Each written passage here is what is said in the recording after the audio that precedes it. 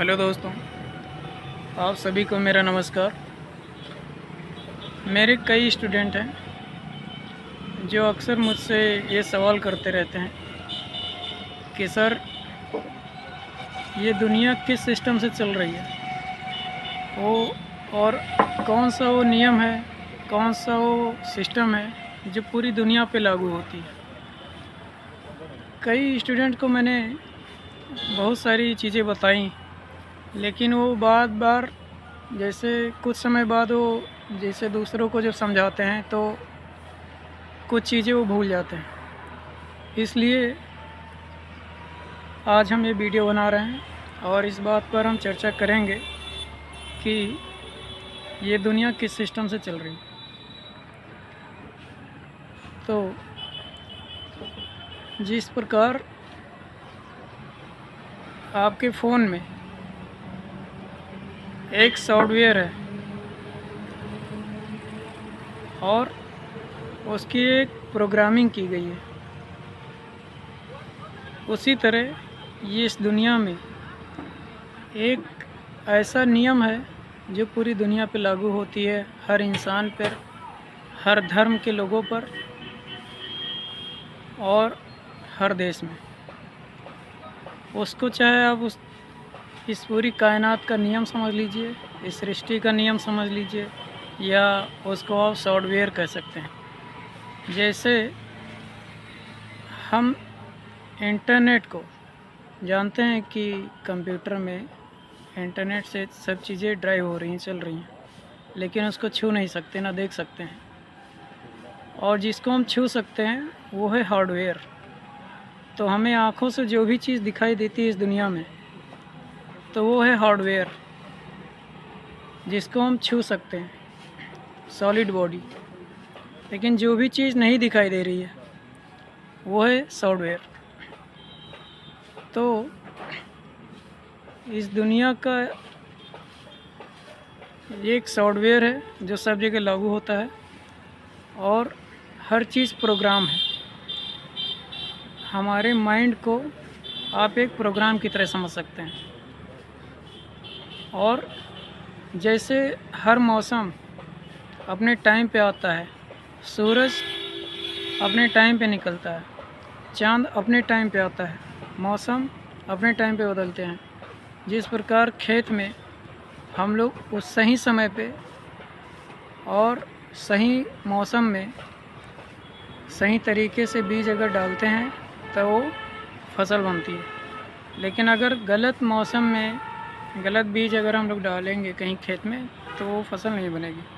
इसी तरह इस दुनिया में हर एक चीज़ नियम से बंधी हुई है, जिसको इस दुनिया को बनाने वाले ईश्वर भी उस चीज़ को बदल नहीं सकते, उसमें हस्तक्षेप नहीं कर सकते। इसलिए चाहे कोई मंदिर में चाहे कितना भी पूजा पाठ करे, और चाहे कोई कभी मंदिर ना जाए, चाहे कोई कितना भी भक्ति करे और चाहे कोई कभी भक्ति ना करे, चाहे कोई ताबीज़ बंधवा ले, कोई मन्नत कहीं भी मान ले, उसके लिए कुछ भी करे, दिन रात आरती करे, या कहीं कोई भी धर्म के लोग जो भी करते हैं अपने, जैसे मुस्लिम हुए नमाज़ पढ़ें, या सिख जो है गुरुद्वारे चक्कर काटें, लेकिन उससे कुछ फ़र्क नहीं पड़ता है। फ़र्क पड़ता है हमारी माइंड की प्रोग्रामिंग से, क्योंकि सॉफ्टवेयर में प्रोग्रामिंग जो चीज़ फिक्स है उसी का रिज़ल्ट मिलेगा। अगर आप जैसे स्टूडेंट हैं और आपका काम है नियम जो है, मतलब समय सारणी बना के, टाइम टेबल बना के आप मेहनत करेंगे, पढ़ाई करेंगे, तो आपको वैसा ही रिज़ल्ट मिलेगा। अच्छे विचार रख के, पॉजिटिव सोच के, ऐसे ही किसान अगर सही तरीके से सही टाइम पे खेती करता है और फसल बोता है और सही तरीके से काम कर रहा है, या कोई बिजनेसमैन अपने बिजनेस में सही तरीके से बिजनेस कर रहा है और अच्छे विचार रख के, पॉजिटिव थिंकिंग रखते हुए, सकारात्मक सोचते हुए अगर आप, तो वो प्रोग्रामिंग काम करती है और उसका वैसा ही रिज़ल्ट होता है।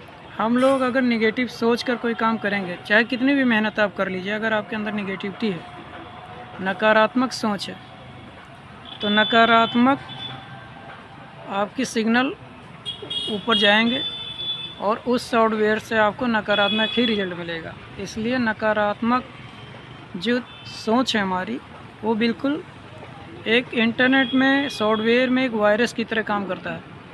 जैसे एक वायरस पूरे सिस्टम को हैंग कर सकता है, इसी तरह हम बहुत अच्छी से मेहनत अगर कर रहे हैं और नेगेटिव सोच रहे हैं, डर रहे हैं, तो वैसी ही फीलिंग, वैसी ही रिजल्ट अगर हमारे माइंड में जैसे वैसे नेगेटिव इमोशन के साथ वो नेगेटिव रिजल्ट क्रिएट करते हैं। इसलिए कहीं जाने की ज़रूरत नहीं है, कहीं मंदिर, कहीं मस्जिद, कहीं किसी भी तीर्थ धाम का चक्कर काटने की ज़रूरत नहीं है। अगर आपकी श्रद्धा है, आपका प्रेम है, तो आप जो है कहीं भी जाइए, लेकिन इस उम्मीद से ईश्वर के पास नहीं जाना चाहिए कि हम आपके मंदिर पे आए हैं या ज़्यादा आपके चक्कर काट रहे हैं, आपका व्रत कर रहे हैं, आपके लिए ये चढ़ा रहे हैं, वो चढ़ा रहे हैं, तो उससे भगवान खुश हो जाएंगे। तो इस उम्मीद से हमें नहीं जाना चाहिए, क्योंकि अगर ये बिल्कुल उसी तरह है कि जैसे मान लीजिए कोई कोच अपने क्रिकेट का ही कोच समझ लीजिए या किसी भी खेल का, अपने जो खिलाड़ी है उसको उसने ट्रेनिंग दिया और उसके बाद उसको मैदान पे उतार दिया मैच खेलने के लिए। फिर वो मैदान में जब वो बैट लेके अब कोच से प्रार्थना करे कि गुरुदेव मेरी मदद करिए, तो बिल्कुल वही मूर्खता हम लोग करते हैं। ईश्वर ने हमें क्षमता दी है, ईश्वर ने इस धरती पर हर जीव को कुछ न कुछ शक्तियाँ दी हुई हैं। छोटे से छोटे जीव को भी दूसरे बड़े जानवरों से बचने के लिए, चाहे तेज़ भागना हो या जहर हो या उड़ना हो पंछियों को, या हाथी को दांत, या चूहा को या खरगोश को तेज़ भागने की क्षमता दिया हो, या किसी को पेड़ पर चढ़ने के लिए, या पानी में तैरने वाले जीवों को भी कुछ मतलब केमिकल छोड़ने की, या कछुआ को कवच दिया, या कुछ भी है। तो सभी को ईश्वर ने कुछ न कुछ शक्ति देकर भेजा है। अगर आप सही से अपने अंदर अपनी शक्तियों को जानने की कोशिश करेंगे, अपनी क्षमता को पहचानेंगे और अपनी स्थिति परिस्थिति के हिसाब से आप फैसला करेंगे। हम ये नहीं कह रहे हैं कि आप डायरेक्ट मुख्यमंत्री बन जाइए, लेकिन शुरुआत अपने गांव से, अपने जितने भी गांव वाले हैं उनके लिए अच्छा काम कर छोटे से पद के लिए आप मतलब प्रस्ताव अपना रख कर आप खड़े हो सकते हैं। जैसे कोई भी बिजनेस करना है, आप आज छोटा पौधा लगाइए।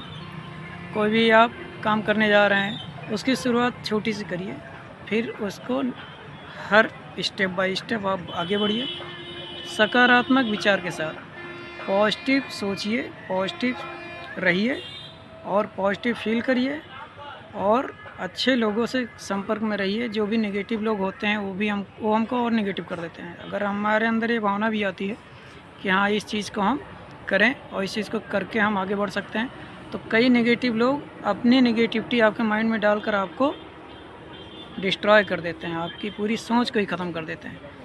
जिस तरह मोटरसाइकिल को हम जब तक चलाते हैं अपने हिसाब से चलती है और जहाँ पहुँचना होता है हम लोग पहुँच जाते हैं, उसी तरह अगर हमारे माइंड को कुछ और लोग अगर खींचने का प्रयास करेंगे और उसको चलाएंगे अपने हिसाब से, तो आप कभी मंजिल पे नहीं पहुँच पाएंगे। यही सब कारण है जिससे इंसान चाहता है सफल होना और उसके लिए वो मेहनत भी करता है, लेकिन कुछ परिणाम नहीं मिलते हैं। फिर वो मंदिर मस्जिद और यहाँ वहाँ भटकता है, ईश्वर से फरियाद करता है कि हम इतना मेहनत कर रहे हैं, इतना अच्छा कर रहे हैं, तो हमारे साथ क्यों नहीं हो रहा। तो उम्मीद है हमने जो इस बात पे चर्चा किया है तो कुछ लोगों को इससे कुछ सीखने को मिलेगा और आप लोग इस वीडियो को उन लोगों तक भी आप पहुंचा सकते हैं जो थोड़ा बहुत कंफ्यूज रहते हैं या टेंशन में रहते हैं। जिनको अपने अंदर कॉन्फिडेंस की कमी होती है, या ये सोचते हैं कि हमारी किस्मत ख़राब है। कुछ लोग सोचते हैं हमारे हाथ में ही लिखा है पहले से ही कि हाँ ऐसा है वैसा। ऐसा कुछ नहीं होता है। इस ज़िंदगी में अगले 1 सेकंड 2 सेकंड को पहले से ही फिक्स नहीं किया गया। आप जिस तरह सोचेंगे और जिस तरह महसूस करेंगे, उसी तरह के हमारे सिग्नल ऊपर जाएंगे और उसी तरह का रिज़ल्ट हमको मिलेगा। लेकिन रिज़ल्ट सोचने से नहीं मिल जाएगा, उसके लिए आपको एक्शन लेना पड़ेगा। जैसे विचार और जैसी भावना और वैसे ही कर्म और फिर वैसा ही फल। तो इसी के साथ मैं इस वीडियो को यहीं पे समाप्त कर रहा हूँ, और उम्मीद है कि कुछ लोगों को इससे कुछ रास्ता नज़र आया होगा। जी धन्यवाद।